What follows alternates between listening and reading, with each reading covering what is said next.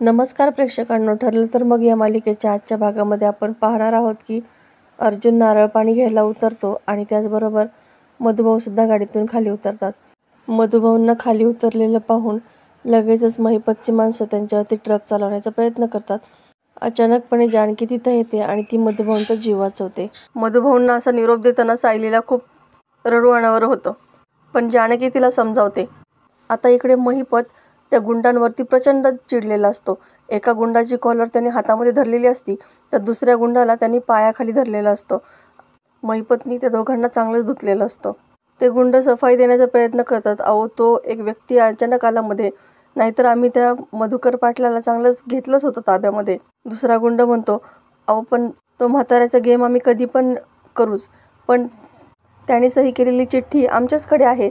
आता तो गुंड खिशे चापसायला लागतो, मात्र त्याच्या खिशामध्ये चिठ्ठीच नसते. महिपत असं ऐकल्यानंतर पुन्हा चिडतो.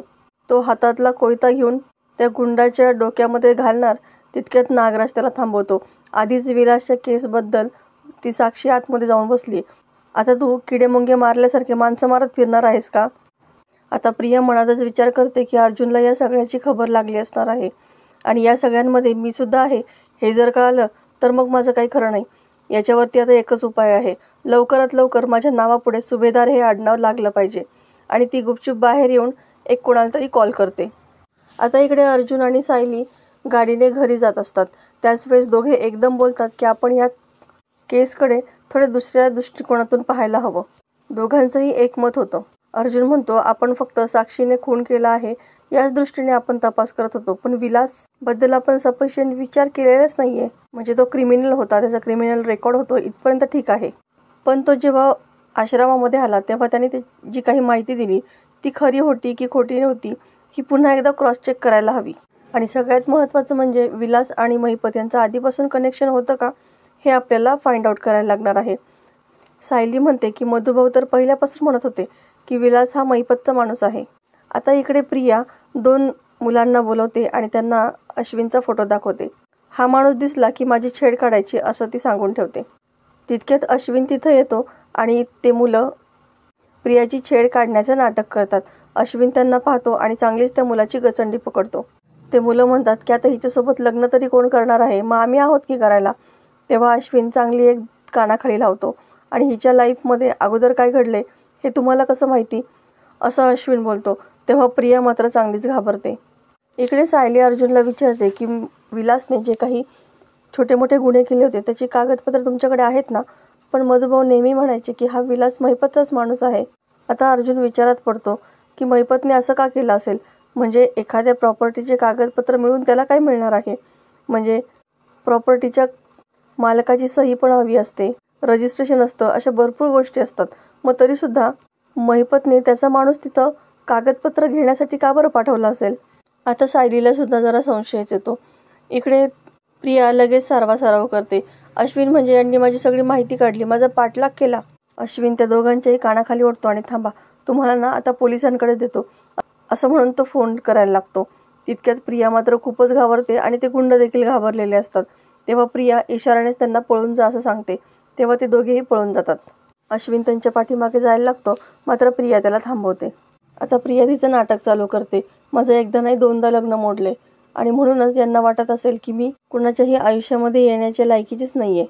एकटी मुलगी दिसली ना की हे असं फावतं या लोकांचं. बाद झालं, पण आता मला तर जगायचंच नाहीये असं म्हणून ती लगेच एका गाडीला आडवी जाते. पण अश्विन तिला बाजूला करतो. अश्विन म्हणतो की तुझा जीव इतका स्वस्त आहे का? मी आहे ना. आता इकडे अर्जुनला अचानकपणे क्लिक होतं. आत्ता मला महिपतचा खरा प्लॅन कळतोय. त्याला आत्ता जे करायचं होतं तेच त्याला तेव्हाही करायचं होतं. हाच तर त्याचा प्लॅन होता. प्रॉपर्टीचे पेपर्स घ्यायचे होते आणि आत्ता जो जसं मधुभाऊंना मारून टाकणार होतास आणि त्याला आत्महत्येचं नाव देणार होता तसंच तो त्यावेळी सुद्धा करणार होता. इतका मोठा प्लॅन आखला होता त्यांनी, पण त्याचा तो प्लॅन तेव्हाही फसला आणि आता तर तो प्लॅन सक्सेसफुल होणं शक्यच नाही. सायली म्हणते, अहो मला हे ऐकायला सुद्धा खूप कठीण जातंय, किती भयंकर आहे हे. अर्जुन म्हणतो की आता लवकरात लवकर आपल्याला महिपत आणि विलासचं कनेक्शन शोधून काढावं लागणार. सायली म्हणते, मला सांगा, विलासला गुन्ह्यांमध्ये अटक सुद्धा झाली असेल ना? मग त्याला कोणी ना कोणीतरी जामिनावरती सोडवलंही असेल. जामिनावर सोडवायचं म्हणजे खूप काही मोठी रक्कम देखील भरावी लागली असेल ना? मग कशावरून ती व्यक्ती महिपत नसेल? अर्जुन म्हणतो, क्या बात है मिसेस सायली, तुम्ही आता ना वकिलाची बायको शोभताय बरं का. आता आपल्या कामाची पुढची डिरेक्शन हीच असणार. विलासची बेल कोणी केली त्या माणसाला शोधायचं, मग आपण महिपतपर्यंत नक्कीच पोहोचू. इकडे प्रिया नाट्याने मी आयुष्य कसं काय काढू. अश्विन म्हणतो, तुला असं का वाटतंय की तुला आयुष्य एकट्याने काढावं लागणार आहे. प्रिया पुन्हा पुन्हा त्याला विचारत असते की मग सांग ना, कोण देणार आहे माझी साथ. आता या दोघांचं बोलणं चालू असतानाच अर्जुनची गाडी तिथून जाते आणि अर्जुनची नजरही त्याच्याकडे पडते. अर्जुन विचार करतो की अश्विन होता तो, हा पण एकटा नव्हता, कोणत्या मुलीसोबत असेल हा. अश्विन म्हणतो, तुला एखादा चांगला मुलगा नक्की मिळेल.